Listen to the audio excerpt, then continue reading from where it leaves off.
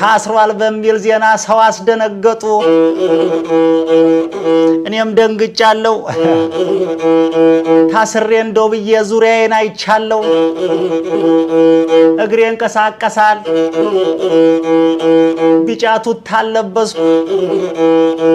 ወይም ጠባብ ክፍል ውስጥ ተክዤ አልተቀመጥኩ።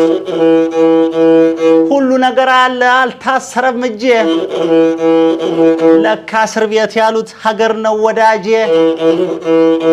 ያሻውን አያረግ አጥረው ይዘውታል። ጠበቃም የለውም ጠያቂ ረስቶታል። 100 ሚሊዮን ህዝብ ተቆልፎበታል። 100 ሚሊዮን ህዝብ ተቆልፎበታል። ፍቅር የሰጠው ህዝብ ሰንሰለት ደርሶታል። ሁቤ ሆሆ እያለ መክረሙን መርጦታል። ሆሆ ሆባ ቤት ቤት። ሰላም ጤና ይስጥልን የተከበራችሁ አድማጭ ተመልካቾቻችን እንደምን አላችሁ? ቻናሉ ዳሞ ስታር ነው። አዲስ ሆናችሁ ተወዳጁ። እንግዲህ መግቢያችን ላይ ያያችሁት ቪዲዮ ምን አለ አልታሰርኩም እያለ ነው። የብልጽግናው መንግስት አስሮ እየገረፈው ነው ሲባል ነበር። አልታሰርኩም እያለ ነው። እስኪ በደንብ አጣሩ። ኤአይም አይደለም የዩቲዩብ ቻናሉ ላይም አዲስ ቪዲዮ ጭኗል። የብልጽግናው መንግስት ዛሬም ገብታችሁት ምን አለ ያረጋል የሚል ዩቲዩብ ቻናል ላይ በደንብ አድርጎ ነው እየረጋቸው። የብልጽግናው መንግስት ምን አይነት እንቅስቃሴ እያካሄደ እንደሆነ በቀልድ አዋስቶ የሚናገር ልጅ ነው። እንዲህ ዝም ብሎ እየሳቀ የሚናገራቸው ነገሮች በቃ ታስቦበት ተጠንቶበት ምናምን ነው እና ምርጥ ነው ይሄ ልጅ። አይፈራም ደግሞ ከፈለጉ መግደል ይችላሉ። መጨረሻው ግድያ ነው አይደል? መግደል ይችላሉ፣ መብታቸው ነው ምናምን ብሏል። እና ተፈትቻለሁ እያለ ነው። ሪል ተፈቶ ነው ወይ? የድሮ አይደለም ትኩስ የሆነ ቪዲዮ ነው ያመጣ ነው። እና የብልጽግናውን መንግስት በደንብ የሚገልጽልን በድፍረት አንደኛው ግለሰብ ስለሆነ አበረታቱት። ባይዘው ይሄ ልጅ በጣም ወሳኝ ነው። ምክንያቱም ብልጽግናው መንግስት እንዳልሆነ ድሩዬ እንደሆነ ዘራፊ እንደሆነ ማህበረሰቡ እንዴት እንደሚያሰቃየው የሚያሳይ የሚናገር ነው በግልጽ። ተመልካቾቻችን እስኪ ወደ ሌላ መረጃ እንወሰዳችሁ። ቀጥታ አጠር ያለ መረጃ ነው አድርሰናችሁ ዛሬ አጠር ያለ ቪዲዮ ነው። አማራ ክልል ምን እየተፈጠረ እንደሆነ መረጃው ያላችሁ ግለሰቦች ታውቃላችሁ። አማራ ክልል ከፍተኛ የሆነ ውጊያ አለ በአራቱም ግዛቶች፣ በአራቱም ቀጠና ማለት በጎጃም፣ ጎንደር፣ ሸዋና ወሎ። በተለይ ትናንትና ወሎና ጎጃም በጣም ከፍተኛ የሆነ ውጊያ ነበር። ምዕራብ ጎጃም ደጋዳሞት የምትባል አካባቢ የነፋኖ ዝናቡ በጣም በብልጽግናው በኩል አስደንጋጭ የሆነ ነገር ተፈጥሯል። ይህን የሰማችሁ ይመስለናል። ኮሎኔሎች ተገለዋል። በርካታ የመከላከያ ሰራዊት ወይም የመከላከያ ሰራዊት ለምን እንደምንጠቀም በስተት ነው። የአብይ አህመድ ሰራዊት ተማርኳል እና በርካታ ንብረቶች ወደ ፋኖ ገቢ ተደርገዋል። የሚገርም ነው። በነገራችን ላይ ይሄንኛውን ውጊያ የጀመረው ሰኔ 1 አካባቢ ጀምሮ ነው። እንግዲህ ወደ 20 ምናምን ቀን እየሆነው ነው። በጣም በከፍተኛ ሁኔታ ያለ የሌለ ኃይሉን ተጠቅሞ የፋኖ ኃይሎችን ካዳከመ በኋላ ከዛ ወደ ህወሓት ለመዞር አቅዶ እየተንቀሳቀሰ እንደቆየ ነው መረጃዎች የሚያሳዩት። ግን በዚህ መሀል ያልጠበቁት ነገር ተፈጠረባቸው። በርካቶቹ ተደመሰሱ። እስከ አዋጅ ድረስ እየተገደለ ነው። አዋጅ የተገደለ ማለት የሚከላከልለት የለም። አጃቢዎችም እየተመቱ ነው ማለት ነው። በጣም ነገሮች እየተቀያየሩ ነው። በነገራችን ላይ ይሄን ሚዲያ ኦልዌይስ የምትከታተሉ ማንኛውም ኢትዮጵያ ውስጥ ያለ ኃይል ነኝ የሚል የታጠቀም ይሁን ሌላ የፖለቲካ ኃይል ነኝ የሚል በሙሉ ፋኖን መፍራት አለበት ብለናል። ይሄ ጉራ ምናምን አይደለም፣ ስለሚፈራ ነው። ስለ ፋኖ አይወራም፣ በደንብ አይወራም። ሲሪየስሊ በምስራቅ አፍሪካ ጉራ አይደለም። እስኪ አስነጥስ ማዳመጥ ግዴታ ነው። በነገራችን ላይ የፋኖ ኃይሎች በአማራ ክልል በጣም ሰፊ ቀጠና የያዙ በጣም ግዙፍ የሆነ ኃይል ነው። የፋኖ ኃይል ግዙፍ የሆነ ከመቀዝበት ነው የሚማረከው የአብይ አህመድ ሰራዊት። የአብይ አህመድ ሰራዊት መሆኑን ነው ልትሉት ትችላላችሁ። በተደጋጋሚ ነው የነገርናችሁ። የአብይ አህመድ ሰራዊት አማራ ክልል ገብቶ አለቀ። ኤሊት ፎርስ እያለ እነዚህ ነባር ምናምን ሲኒየር የነበሩት ማጆሪቲው ተማርኳል፣ ተመቷል። ሌላው የቀረው ገብቶታል። ይሄ ፖለቲካ እንደማይጠቅም የአብይ አህመድ ወንበር ማስጠበቅ እንደሆነ የገባው በሙሉ ኮብልሏል፣ ጠፍቷል። ከሀገርም ጠፍቶ ይሄዳል። በኡጋንዳ ምናምን እየወጣ ወደ ኤርትራ ምናምን ይሄዳል። ተበትኖ አልቋል። አብይ አህመድ አሁን መንግስት ነኝ የሚለው 4 ኪሎ ተቀምጦ ፌክ ነው፣ ዝም ብሎ ነው። አዲስ አበባንም መከላከል አይችልም አይደለም ሌላውን። ኤኒሃው ወደ አንድ ወሳኝ እንትን ልወስዳችሁ ነው። አድማጭ ተመልካቾቻችን አብራችሁን ቆዩ። አንድ የሆነ ወሳኝ ሪከርድ ከአብይ አህመድ ኮሎኔሎች የወጣ ይሄኛውን ሪከርድ ያወጣችሁ በጣም እናመሰግናለን። በፌስቡክ እና በቴሌግራም ምናምን የለቀቃችሁ ሰዎች ያደረሳችሁን ሰዎች በጣም እናመሰግናለን። ምክንያቱም የአብይ አህመድ ኮሎኔሎች በደጋዳሞት ምዕራብ ጎጃም የገጠማቸው የሰሞኑን ውጊያ በጣም አደገኛ እንደሆነና ሰራዊታቸው እንዴት እንዳለቀ ሲናገሩ ለምንድን ነው ወደዛ የምትገቡ እየሄዳችሁ የምትሞቱ ይላቸዋል። አንዱ ኮሎኔል ለሌላኛው ኮሎኔል ለጓደኛው ለምንድን ነው ቢቀርስ ምናምን ይለዋል። እና አሁን ሪከርዱ ላሰማችሁ ነው። ለምን ገባችሁ ምናምን ይላል እና እንዴት እንደሚፎክርም በድሮን በሚግ ምናምን እንጨፈጭፋችኋለን ተዋቸው ሁሉ እንዴት እንዳለ ምናምን ስሙት። መጀመሪያ ይሄንን ኦዲዮ ሪከርድ የሆነ ኦዲዮ ኤግዛክትሊ ከእንትናቸው የተገኘ ነው ከሞባይላቸው እንደ መረጃ ምንጮች ከሆነ ከሞባይላቸው የተገኘ ሪከርድ ነው። እስኪ ስሙትና እናንተ ጎሜን ስጡ። ጌታውስ ምን ሊያገኙ ነው ግን ካልገባን ነው የሚያልቁ? ስንተው አሁን ማውራት አልችልም። በጣም ያሳዝነኛል። ሰው ዝም ብሎ እኔ ከየትም የሚሞት ከየትም በጣም ነው የሚያሳዝነኝ። ብቻ ምን ሊያደርጉ ነው? ቆይ ደጋዳሙ ቢገቡስ ምን ያገኛሉ? አሁን ቢገቡ እንደው ቢተዋቸው ቢገቡ ምን ሊያገኙ? ምን የቀዝቃዛ ብርድ ሀገር ገቡ ምን ልስልገኝ ነው? ይሄንን በኢኮኖሚ ማድቀቅ አይቻልም? እንደ ከተፈለገ ልብ ያለው ሰው ጭንቅላት ያለው ሰው ረፍቶ ነው እንጂ ኢኮኖሚ መዝጋት እኮ ነው በቃ። እንደዚህ ሆ ብሎ ገበሬ በትክክል የሚወጣ ከሆነ ኢኮኖሚ ትዘጋለህ። ከዛም በኋላ በራሱ ጊዜ መልክ ይይዛል። ወደ ገበሬ ምን አደረጋችሁ? ገበሬ አይደል እንዴ እንዳለ የተመቱ ልጆች እኮ አሁን ቁስለኛ ስታሰር በመጥረቢያ የተመታ ነው የሚበዛው። በምን በመጥረቢያ የተመታ ይበዛል። ህዝቡ ከባድ ነው። ህዝቡ በጣም ተዋጊ ነው። እዚያ እኮ ሙሉ ፋኖ ነው። ህዝቡ ፋኖ ነው። እንግዲህ ቆይ የሚጋሩን ታበለዋለች አሁን ሌላ ጊዜ እናወራለን። አሁን ስራ ልስራ። በቃሽ ይመችህ። ሰምታችኋል። አሁን ከዚህ ንግግር ምን ሰማችሁ? ምን ሰማችሁ? አንደኛው እየጠየቀው ነው ለምንድን ነው ስህተት የምንሰራው? ለምንድን ነው ይሄን አካባቢ መቆጣጠር እንደማንችል ይታወቃል። በጣም አደገኛ የሆነ ኃይል እንዳለ ይታወቃል። ለምንድን ነው እየሄዳችሁ የምትሞቱ? ለምንድን ነው የአብይ አህመድ ሰራዊት ለምንድን ነው ሰራዊታችን እየሄደ የሚሞተው?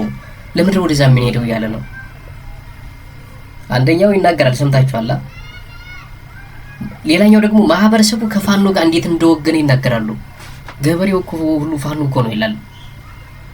ፋኖ ነጥለነዋል እያሉ ነበር አይደል? ከህዝቡ ምናምን ነጥለነው አሁን እየመታው ነው ሲል ነበር አይደል? መሐመድ ተሰማ የሚባል አንድ ወሎዬ ጀነራል አብይ አህመድ ጆሮውን ይዞ ወደ ጴንጤነት ምናምን የቀየረው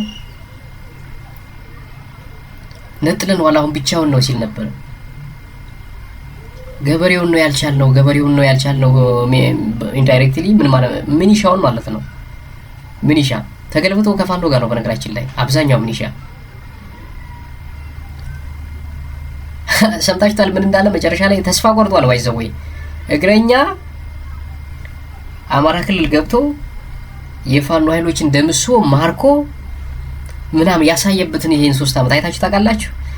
የውሸት ፕሮፓጋንዳ ይሄን ያህል እጅ ሰጠ ምናምን መማረክ ሲያቅታቸው መደምሰስ ምናምን ሲያቅታቸው ምን አይነት ፕሮፓጋንዳ እያሰራጩ እንደው ታውቃላችሁ?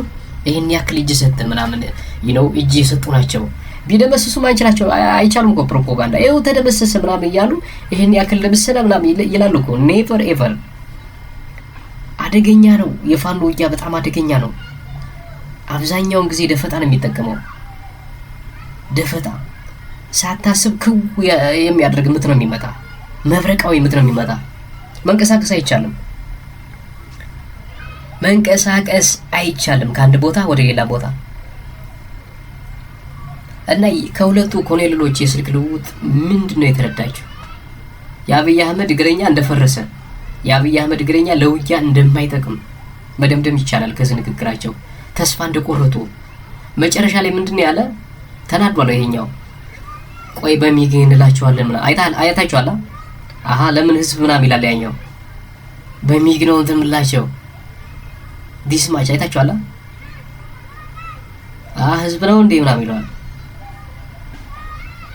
ምን ያክል ፍራስቴት እንዳደረጉ፣ ምን ያክል እንደፈረሱ፣ ምን ያክል አብይ አህመድ ለዚች ሀገር ምንም እንትን እንደሌለው እዚህ ለማስተዳደር አቅም እንደሌለው የሚያሳይ ነው።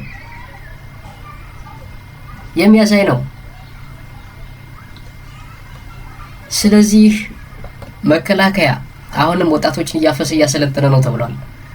ትግራይ ክልል ህወሓት እያፈሰ ነው ይላል የብልጽግናው መንግስት አክቲቪስቶቹ። እሱ ራሱ በእጥፍ ነው እያፈሰ ያለው። ትግራይ ክልል ራሱ ለመከላከል ነው።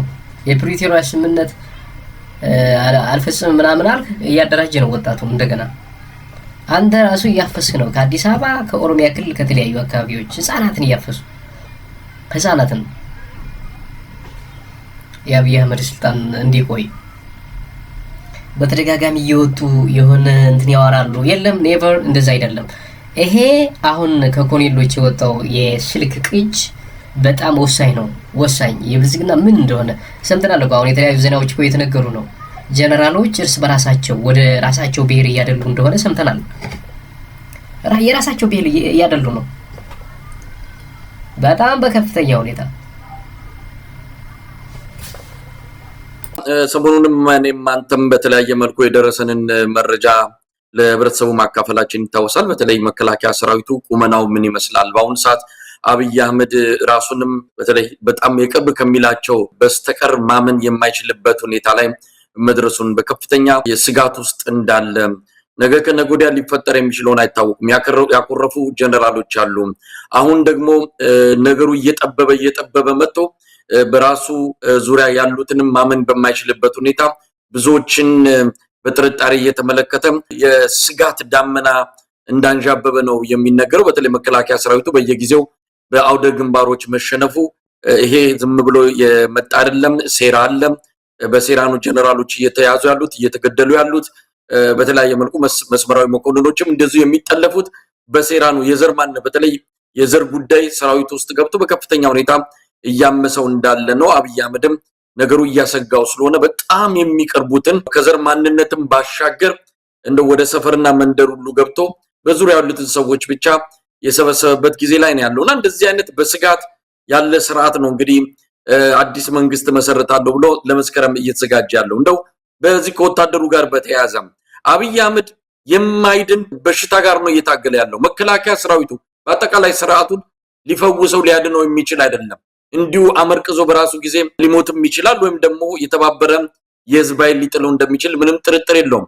አብይ አህመድ ግን እየተንገታገተ እንዳለ በብዙ ማስረጃዎች አስደግፎ መግለጽ ይቻላል። አንዳንዶች በየቴሌቪዥን ስክሪኑ ላይ እየወጣ ስለ ልማት ስለተለያየ የማይጨበጡ ነገሮችን እያነሳ ሲናገር መንግስቱ ያለ ይመስላል።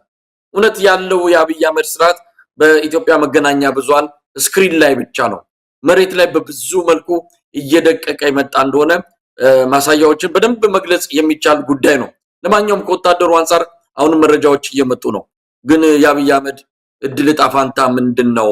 እውነት እንዳሰበው ፋኖን አጥፍቶ ከህወሓት ጋር ብቻ ፊት ለፊት ሊገጥም ወይስ እንደው እድሌን ልሞክር ጊዜ መግዣ ነው እንዲህ ያልኩኝ እያዳከምኩ እችን 3 ወር ገፋና መንግስት መሰርታለሁ ምንድነው እቅዱ ማለት እንችላለን? እንደው ሙሉጌታ እያደረገ ካለው እየደረሰበት ካለው ኪሳራ ከሚንገታገተው ነገሮች ተነስተ ምን ማለት ይቻላል? ይሄን ይመስላል። እንደመሰያ ያቀረቡት መረጃ ሪል ነው። በመከላከያ ጀነራሎች መካከል በጣም መቃቃር አለ። ሁሉም ወደ ብሔሩ በነገራችን ላይ በጣም አደጋ ውስጥ ናት ይቻገር። ዝም ብሎ ለፕሮፓጋንዳ የሆነ ነገር እንትን ለማግኘት ምናምን አይደለም፣ ሪያሊቲ ነው። ጀነራሎች ራሱ የጎሪት እንደምትያዩ ነው። እንግዲህ መረጃ ለማውጣት በጣም ቀላል እኮ ነው፣ እንዲህ ከባድ እንዳይመስላችሁ። ስንት የከፈው ጀነራል አለ፣ ስንት እኮ አስጠልቶት እዛ ውስጥ የሆነ ለመውጣት እንትን ኮሎኔል አለ። በጣም ሁጭ ሲምፕል መረጃ ለማውጣት ከውስጥ ለእንትኖቹ ለመስጠት እንዲያውም እነሱ ናቸው ጎትጉተው የሚሰጡ። እንደዚህ ተፈጥሯል እያሉ በርካታ መረጃዎች ነው እየወጡ ያሉት። እና እነዚህ በደጋዳሞት ምዕራብ ጎጃም እና በወሎ እንዲሁም በተለያዩ አካባቢዎች ከፍተኛ የሆነ ምት ሲያርፍበት የብልጽግናው መንግስት እዚህ ጋር ስክሪኑ ጋር የምታዩትን መረጃ ፕሮፓጋንዳ ማውጣት ጀመረ። ከቨሬጅ ምናምን ለመስጠት ዳይቨርት ለማድረግ ነው። ይችን ማኛ እናውቃለን።